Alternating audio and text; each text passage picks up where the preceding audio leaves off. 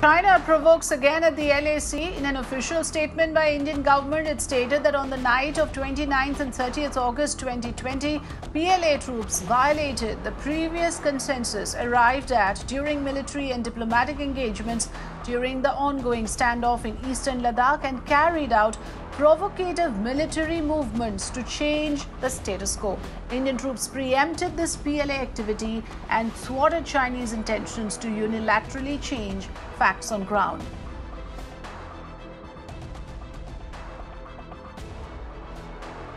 Times Network's National Affairs Editor Srinjoy Chaudhary joining me live. Srinjoy, this is extremely significant given the fact that we were looking at a process of disengagement. Now the official statement apparently says that there is provocative military movements on the part of the PLA to change status quo. How serious is this?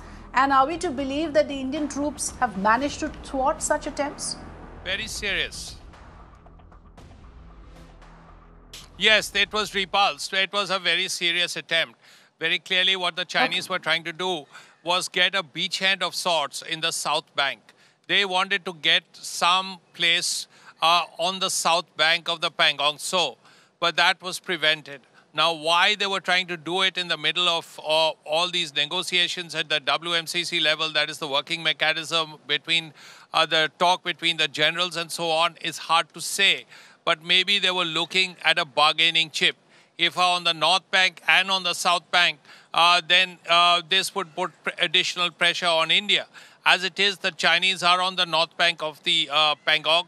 They are at finger 5 when they should be at finger 8. They came from 8 to 4 and then went back to 5. And they haven't moved since then. That's really the first point. Secondly, India has been asking them to move. The idea is for the Chinese to go back to where they came from, but they haven't done it.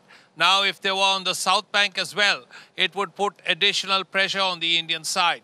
That is probably what they were looking for, and a presence of China on the South Bank would have been a bargaining chip. The Chinese would have said, look here, we are going to get out of the South Bank, but you have to give us much of the North Bank, that kind of thing. Now, that has been prevented. The Indian side was very, very alert that night, and clearly they saw the Chinese trying to enter and they were repulsed. That's really the positive side. We will have to see what happens in the brigadier level meeting that is going on.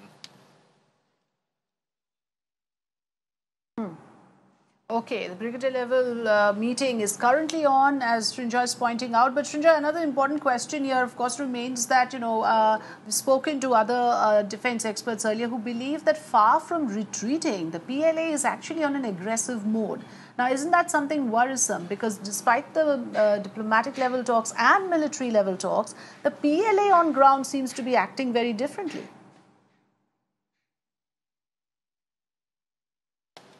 Yes, the PLA has not been conducive to moving back. Let's put it that way. They have put certain conditions. For instance, they have said that, okay, we will move back to finger 8, but you people also move from finger 4 where you are. That's not acceptable. We will move back from our territory. Why? Because the Chinese have to give up our territory. That's not very sensible, is it? So these arguments have been made. The Chinese have said, okay, we will move back to finger 8, but the area between 4 and 8 will be a demilitarized zone. No Indian troops can come there. How is it? It's like saying that, sure, we will leave your drawing room, but you can't come into your drawing room. Does that make sense? So India has not really agreed to these things.